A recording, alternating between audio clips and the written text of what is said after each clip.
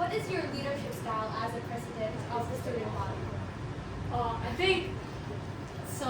I work a lot with administration with the student body, and I've been president of Jericho Student Council since my freshman year. But last year, my senior year, I actually was really lucky to have a president. His name is Mark Sheen. He was my co-president too. So without him, I don't think I would have been able to really bridge the gap between the admin and the students because it wasn't much. So in terms of leadership style, I think communication is very important. Making sure you get all of the students' opinions and then relaying it to administration. And then once you hear their feedback, then I worked with Mark in order to come up with solutions to school events. So we ran battle of the classes, we ran pep rally, we had a say in all these really big school events as well. So communication. That's really cool. What initially sparked your interest in conducting research?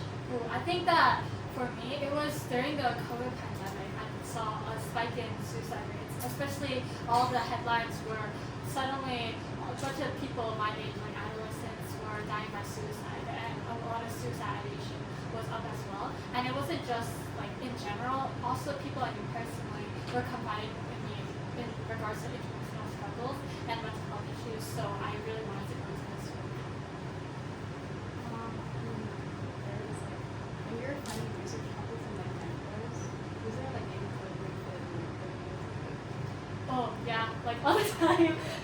Research is a really hard, very lonely process. I think not a lot of people talk about that because if you don't really have a partner, you're kind of doing everything yourself. So when I was trying to I didn't even get rejected yet because I hadn't even reached out to the professors yet. I already wasn't going to send out the emails.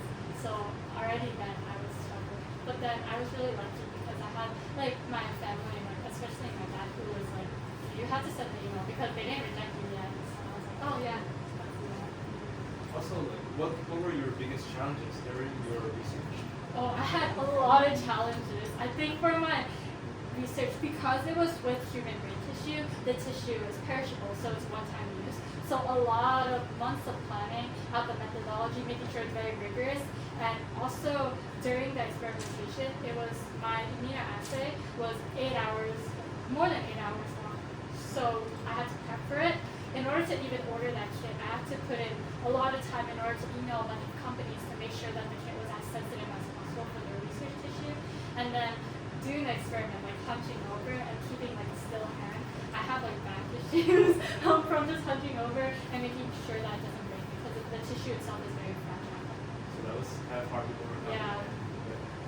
That's nice. So, what are your career aspirations following research and after graduating from college? I think I'm 18, so it's the quintessential, what are you going to do for the rest of your life question goes to teenagers. But for me, I really want to go to medical school. I think I want to pursue an MD PhD, and I'm also really interested in becoming a pediatrician because I think that when the brain is developing, the pre-adolescent / adolescent brain is very prone to a lot of alterations. So I'm really interested in overseeing that. Any chance you're going to become a researcher on neuroscience? Yeah, I think that if I pursue the MD PhD, I'll be able to do the clinical side, which I really enjoy, talking to people while also doing research as well. Speaking of research, what other areas of neuroscience do you think would be really interesting to conduct research on? Oh yeah, that's a really good question. So I know that I was really into depression and suicide research, but I always wanted to expand and look into neurodegenerative disorders too because I feel there's a lot of interconnections between a lot of these brain disorders. I found after a lot of reading that depression can actually be neurodegenerative sometimes, and we know its symptoms mirrors Alzheimer's, Huntington's, multiple sclerosis, and stuff like that. And also, I think neuroinflammation is a hallmark of a lot of things that happen to the brain. So I'm really interested in just looking at that in general. Oh, that's really cool. What do you think are the most important parts about the Oh yes. What are some of the most significant? What are your most important publications? Oh, the most important publication. Wait, that's asking a parent to pick their favorite child, but I do have one. So I think that the publication I released with my Columbia lab about my suicide research, I think was the most significant because it was a reflection of like 2 years, more than that, of hard work. And yeah, so I guess that was my favorite one. I'm not supposed to have one more. And also, what was your most significant findings from these researches? Yeah. Ooh, I think my most significant finding was I found that the blood-brain barrier was compromised in those who died by suicide. So it really opens up like an avenue for researching and elucidating suicide neuropathology, which is very hard to do because postmortem research in general is very difficult because you have to have like the brains for it. Right. Quite literally and figuratively. That, but also I did a computational aspect as well. So once I found that claudin 5 was like degraded and compromised in the brains of suicide students, I further looked into genes that were differentially expressed in those who died by suicide. And once I found those genes, I also looked into the molecular docking, like the molecular basis of it, in order to try and target those genes with therapeutics to see what can be like the most compatible, what can work, all that. So you're still planning to continue on this research? Right? Yeah. I'm actually like in a lab right now. I'm a part of the immunobehavior lab. It's funny because that's the first lab I was at. So I went from the Harvard Med Lab to the Columbia Lab, and now I'm back at the Harvard Med Lab, and I'm continuing research with them. So Has your research proposal have ever been like, rejected before? And if so, how did you respond to it? Oh yeah, a bunch of times. My mentor is brutally honest, so I think that's really good when you're doing research because you want to make sure everything is, there's no such thing as perfect, but he calls it ensuring maximum experimental validity, aka just making sure you don't fail. So like there was a lot of like points in my research that weren't really like specific or weren't clear. So he would say, I don't like this, like fix it. And then I had to like go back, do more research, come back with alternative options.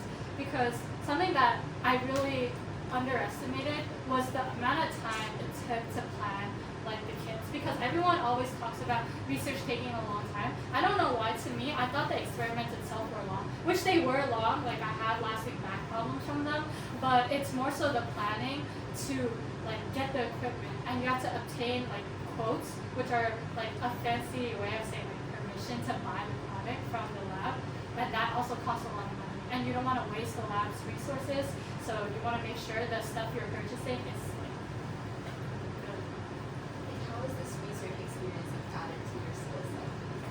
Oh, I learned a lot from my research. I learned not only more about neuroscience, but also like practical lab skills. I learned how to code.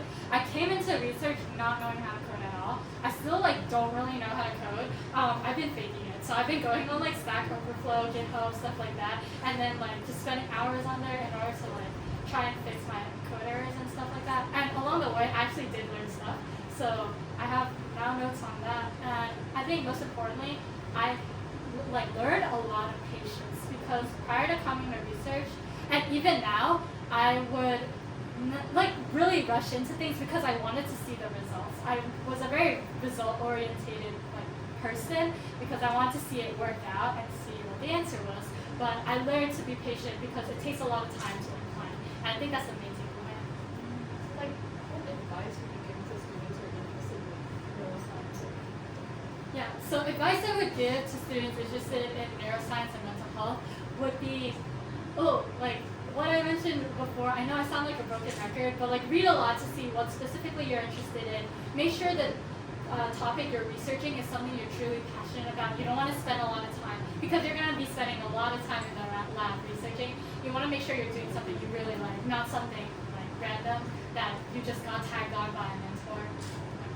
So since you're an expert in the field of I am not an expert in the field of mental health. so like if there was a student who would be interested in the same field, what advice would you give them? Like what specific? Like Probably about how to start a research, because I believe that a lot of students in Thailand really want to conduct researches, they just don't really know how to start in the first place. Yeah, so I know this is like separate, but I did like cover this in that slide. So just to reiterate from my slides, read a lot, look at the future research section of very recent papers. Make sure they're recent because you don't want to go to a 2000 paper that was like, published in the 2000s, say, oh, I want to do this for my future research, and then find out, oh, it already was done. Because nowadays research is progressing really fast because we have good technology. So you want to take like a 2023-2024 paper, read the future research section, see if you could, if you're interested in doing that research, and then try and think, how can I accomplish this? Do I have the coding skill set to do that? Or do I have the wet lab skill to do that? How would I carry it out? And then you could carry out by email a mentor, email a lab, using the template I said, and then you can take it from there. How do you balance the demands of academic research with preparing for college applications, tests, as well as like your high school studies? Yeah, I think that when I first started, I was not good at balance at all. Like, my parents can attest to this. I was just work, and during the summer, when I was at the lab, I actually didn't have a summer at all, because I was in the lab all the time, and even on weekends, I was still at home doing my research, and sometimes my friends would go, hey Natasha, go to the beach with me, and I would say, no, I have to go to the lab, or no, I'm too tired, because I just came back from the lab. And I think that I, over time, got way better with balance, because I learned that, like, you can't work all the time, because you're going to burn out, like, no matter what, you're going to burn out. So, like, say yes to going out sometimes, and just keep in mind that you're not like a robot, you're not a machine. You need to have breaks, and even robots and machines, they break down. So you gotta go out once in a while. What resources, books, like journals, articles you would recommend like students to read if they're interested in like research or just like STEM in general? Okay, so there's this. You could go on like Sci-Hub, which is this site. It's really good for actually pirating papers. Have you guys heard of it? Yeah, okay. So I don't have to really explain it. It's just like, if an article is blocked by a paywall, you could copy paste the DOI, put it in Sci-Hub, and then it'll give you like the full access article. Really nice. But I generally just like go on Google Scholars. It doesn't even have to be like, there's Science Direct, but it doesn't even have to be journal articles. You could just watch like YouTube videos on it. I sometimes like listen to podcasts, just like step by step here and there. So like lastly, do you have like any general advice you think to people preparing for college? You're asking like an 18-year-old for life advice. I don't really have any like good life advice. I guess one of the main things I learned throughout like the years was going back to my burning out thing. I always lived by the motto of like work hard, play hard, but I noticed that I never really did the latter part. Like, I never played at all. I was just like hard work, and I didn't realize how much I was missing out until my second semester senior year when everything was done, and I started going out with all my friends again, and I felt like I was meeting them for like a second time, and it was really crazy because these are people like I was really close to. I was close to even throughout the college process. We were always there for each other and stuff, but they were like, oh, we really missed you, Natasha. And then like they were like updating me on like, teenager stuff, like what they were up to, like all the latest like tea and stuff. And then I was like, wow, I really missed a lot. And then if I could do one thing, like my, I guess biggest regret from high school, but it wasn't really a regret, I guess, was just like spending more time with my friends. Not just like in a classroom setting, but like just going out with them, like once, twice a month, something like that. Also, what was like the publication process of your research papers? Does your mentor do it with you, or do you have to send it on your own? And does it take a long time? Yeah, so for my 3 publications, my first one was my mentor facilitated it. So I independently wrote the paper, and then she selected the journal to publish in, and that was the applied food science research. The second publication I had was fully independent. So I looked for journals, and then like legit journals. You don't want to like pay to publish. I'm really against that. And then also you don't really want to publish the high school journals either. You want to look for like peer-reviewed journals. So just research really hard on that. And my latest publication, the one I have with my Columbia lab, I once again independently wrote the manuscript, and then my lab we helped edit and everything. And then my mentor, he has like over 100 publications, so he's an expert in that. He chose to like which journal, and then he eventually chose like biological psychiatry, and which is like if you look up the journal, it's like one of the most influential journals in neuroscience. So I got accepted for that publication, and then So it's really important to have a a experienced mentor, right? Yeah, you don't necessarily have to have one, but I think like if you do have one, they handle that part. Like you do the work of writing the paper, and then you just hand it off to them because they have more experience. I just have like one more question, like, how do they judge like science fair ISEF entries, and what do you think? Like, what was it about your project that you think You know, I don't know. I know, จริงๆ I ไม่รู้ เพราะว่า like each time I like competed, a lot of my friends like, I guess like in my school kind of know me as I was a person who goes to like science competitions, and I would always like win first place. Like it's like it's not that great because like my junior year I had like winning track record, but then I actually like got to the ISEF 2024 and I didn't win anything.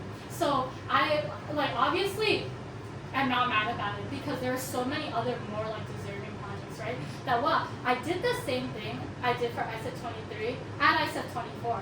So I don't think when people say there's a concrete formula for winning, there isn't one because I did the same exact thing and I answered all the judges' questions right and stuff, but severely like different like results.